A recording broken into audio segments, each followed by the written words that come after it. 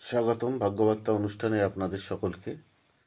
আপনারা যাতে ভালো থাকেন সেই চিন্তা ভাবনা নিয়ে এই জ্যোতিষশাস্ত্রের ভাগ্যবার্তা অনুষ্ঠান। দুঃখ নাশের কিছু টোটকা আমি আপনাদের দিই, যা হয়তো ক্রিয়াগুলি করলে হয়তো কিছুটা অশুভ প্রভাব আপনার জীবন থেকে চলে যেতে পারে। প্রতিদিন সকালে আপনারা অষ্টগন্ধার স্নান সেরে অষ্টগন্ধার টিকাটা অবশ্যই কপালে দিতে পারেন এবং অষ্টগন্ধাটা সাধারণতভাবে আপনাকে গঙ্গা জল অথবা অগ্র দিয়ে গুলে নিতে হবে। যদি সেটা সম্ভব না হয় তাহলে আপনারা প্লেন জলে গুলে নিয়ে অষ্টগন্ধার টিকা বা হলুদের টিকা লাগাতে পারেন কপালে, যে কোনো কাজে বেরোনোর আগে। দেখুন কীরকম রেজাল্ট হয়। তামার পাত্রে জল ভরে রাখবেন, আগের দিন সামান্য একটু গঙ্গা জল মিশিয়ে নেবেন এবং সামান্য একটু সিদ্ধি দিতে পারেন এবং স্নানের জলে সেটা মিশিয়ে নিয়ে স্নান করতে পারেন। এইবার সোমবার দিন আপনারা গঙ্গা জল নিন, সঙ্গে কাঁচা গরুর দুধ নেবেন আর সঙ্গে একটু সিদ্ধি পাতা দিয়ে ভগবান শিবকে, পরমেশ্বর শিবকে স্নান করাবেন। প্রতি মঙ্গলবার স্নান সেরে অবশ্যই লাল তাগা যেটা রয়েছে সেটা আপনারা বাঁধতে পারেন হাতে। প্রতি মাসে পূর্বের তাগাটা ফেলে দিতে হবে এবং 1 মাস অন্তর অন্তর এই তাগাটাকে চেঞ্জ করতে হবে এবং তাগাটা যে কোনো জায়গায় ফেলা যাবে না, এটা সাধারণতভাবে নদীর জলে ভাসিয়ে দিতে হবে। বুধবার দিন এই ক্রিয়াটা করুন। কোনো ছোট বালককে ডেকে একটা নিখুঁত ফল, সে যে কোনো ফলই হোক, তাকে খেতে দিন এবং সে যেন খায় সেই দিকে নজর দেবে। এইবার করতে পারেন আরেকটা ক্রিয়া, নবগ্রহ মন্দির যদি কোথাও থাকে খুব ভালো কথা, সেখানে আপনারা মুগের ডাল অর্ঘ্য হিসেবে ভগবানকে দিতে পারেন।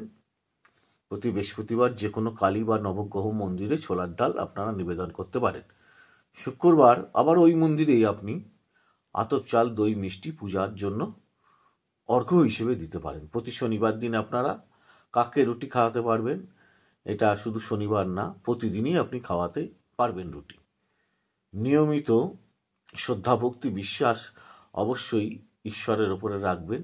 যে গৃহে অর্থ থাকে না, গৃহের মাথায় বা প্রধান দরজায় ওপরে আপনারা হনুমানজি ছবি রাখতে পারেন, তবে দেখতে হবে যেন সেটা জলে না ভেজে বা কেউ যেন নষ্ট না করে দেয়। এবার গৃহকর্তার টাকা পয়সা যেখানে রাখেন সেখানে অবশ্যই একটা কাপড়ে, হলুদ কাপড়ে কাঁচা হলুদের টুকরো রাখবেন এবং 5টি কড়ি এবং কিছুটা অক্ষত সেখানে মিশিয়ে একসাথে বেঁধে এবং সিং সিং সিং সিং সিং সিং এইটা 108 বার মানে 1 মালা জপ করে রেখে দেবেন লাল কাপড় বা হলুদ কাপড়ে বেঁধে। দেখবেন কি দাঁড়ায়। যে ব্যক্তি প্রচণ্ড ঋণে জর্জরিত হয়ে রয়েছেন, ভগবান সূর্যদেবকে তামার ঘটিতে জল নিবেদন করবেন। ওম হ্রিং হ্রিং শ্রী সূর্যায় নমঃ। কি বললাম মন্ত্রটা? ওম হ্রিং হ্রিং শ্রী সূর্যায় নমঃ। এই মন্ত্রটা 3 বার বলে জল দেবেন। যদি সম্ভব হয় তার মধ্যে তুলসী পাতা বা সিদ্ধিও দিতে পারেন। তারপরে জবা কুসুম শঙ্কাশং কাশ্যপেয়ং মহাদূতিম দন্তারিং সর্বপাপঘ্নং প্রণত হস্মি দিবাকরম, এই মন্ত্রটা, এটা প্রণাম মন্ত্র বলবেন। যে মেয়েদের খুব বিয়ে হচ্ছে না, সেই মেয়ে বাবা বা মা যে কোনো মঙ্গলবার অল্প আতপ চাল একটি পরিষ্কার পাত্রের মধ্যে হলুদ গোলা জল দিয়ে ডোবাবেন। ফলে চালগুলো একদম হলুদ হয়ে যাবে, হলুদ স্পর্শে। হলুদ রঙের কাপড় কিনে সেই কাপড়ের টুকরোতে সেটাকে রেখে ভালো করে শুকিয়ে নেবেন এবং কাপড়ের সেই পুঁটলিটি ভগবান বিষ্ণুর চরণে রাখবেন এবং মেয়ের বিয়ের জন্য প্রার্থনা করবেন। দেখুন ঈশ্বর ভগবান বিষ্ণু আপনাদের কী ফল দেয়। তবে 2টি ভগবান বিষ্ণুর চরণে রাখবেন, প্রার্থনা জানাবেন। এই 2 দিন করবেন। এটা হচ্ছে মঙ্গলবার করবেন অথবা আপনারা বৃহস্পতিবার করতে পারেন, আবার কেউ কেউ মহালক্ষ্মীর দিন শুক্রবারও করেন। ওভারঅল এই ক্রিয়াগুলো করে দেখুন আপনারা কীরকম থাকেন। তবে সব কিছুই নির্ভর করবে আপনার ডিওবি হরোস্কোপ চার্টের ওপরে। যদি কেউ বিবাহ বেঁধে দিয়ে থাকে, মানে কেউ যদি শয়তানি করে থাকে, কেউ যদি বিবাহ বন্ধন বেঁধে দিয়ে থাকে তাহলে সেক্ষেত্রে বিবাহ হওয়া কিন্তু খুব মুশকিল আছে। সেই দোষটা আপনারা কাটিয়ে নেবেন। আর দেখবেন অন্য কোনো দোষ আছে কিনা, সেই দোষ যদি থাকে তার প্রতিবিধান নেবেন। সঠিকভাবে বিবাহটা দিন, সঠিক মাস অনুযায়ী, সঠিক লগ্ন অনুযায়ী।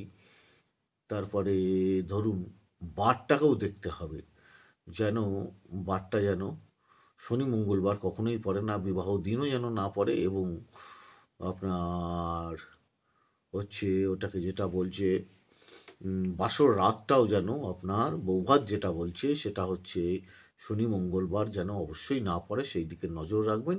লগ্নটা কিন্তু বিরাট ভাইটাল, ওই লগ্ন অনুযায়ী মঙ্গল কোথায় অবস্থান করছে সেইটা দেখতে হবে কিন্তু। খুব ভালো করে কথাটা বুঝুন। ধরুন আপনি রাত্রির 8টায় বিয়ে দিলেন, 8টায় লগ্ন আপনার মেষ লগ্ন পড়ছে, ধরা হোক, এটা বলা হচ্ছে।